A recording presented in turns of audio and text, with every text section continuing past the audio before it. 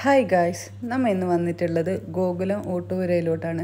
കുറച്ച് ദിവസമായിട്ട് വിചാരിക്കുന്നു നല്ലൊരു വെജിറ്റേറിയൻ ഫുഡ് കഴിക്കണമെന്ന്. അങ്ങനെ നമ്മൾ നേരെ വിട്ടു ഗോകുലം ഊട്ടുപുരയിലോട്ട്. ഞങ്ങളവിടെ എത്തുമ്പം കുറച്ച് തിരക്കായിരുന്നു. കുറച്ച് സമയം വെയിറ്റ് ചെയ്തതിന് ശേഷമാണ് നമുക്ക് ഇരിക്കാൻ സ്ഥലം കിട്ടിയത്.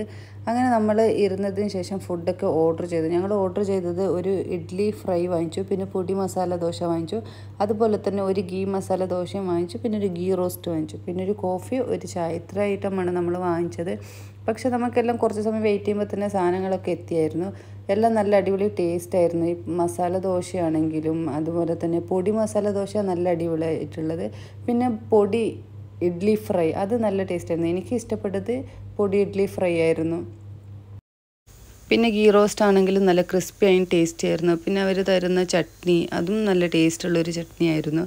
പിന്നെ അതെല്ലാം കഴിഞ്ഞതിന് ശേഷം നമ്മൾ പിന്നെയും ഒരു വടയും പിന്നെ പരിപ്പ് വടയും ഓർഡർ ചെയ്തായിരുന്നു.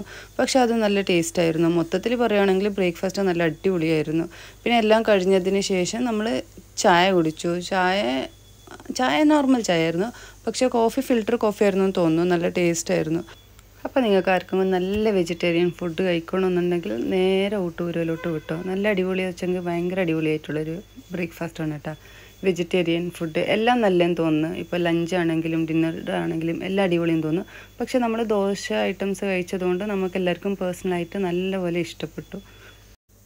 അപ്പോൾ നിങ്ങൾക്ക് എൻ്റെ വീഡിയോ ഇഷ്ടപ്പെട്ടെങ്കിൽ ലൈക്ക് ചെയ്യുക, സബ്സ്ക്രൈബ് ചെയ്യുക, പിന്നെ നിങ്ങളുടെ ഫ്രണ്ട്സിനും ഫാമിലിക്കൊക്കെ ഷെയർ ചെയ്ത് കൊടുക്കുക. Okay, by.